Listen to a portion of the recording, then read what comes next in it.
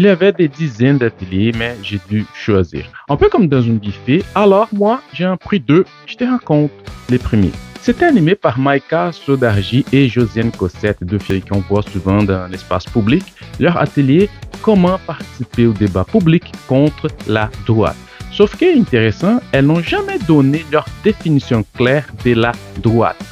Par contre, j'ai perdu le compte du nombre de fois que le nom de Mathieu Bocoté est venu.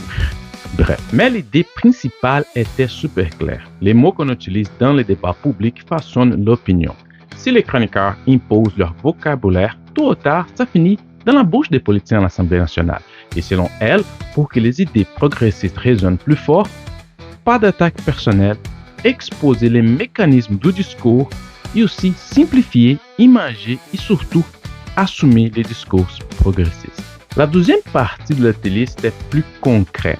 Comment écrire une lettre ouverte qui sera peut-être publiée dans les médias. Des trucs vraiment pratiques, efficaces, pas juste la théorie.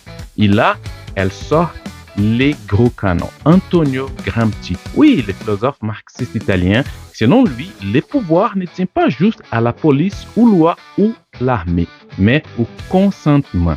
Et ce consentement, il s'obtient par la culture, l'idéologie, l'éducation, et bien oui, les médias. La gauche réalise que participer au débat public, ce n'est pas juste crier dans les estrades. C'est comme au hockey. Pour gagner, il ne suffit pas de patiner vite. Il faut savoir qui contrôle la rondelle.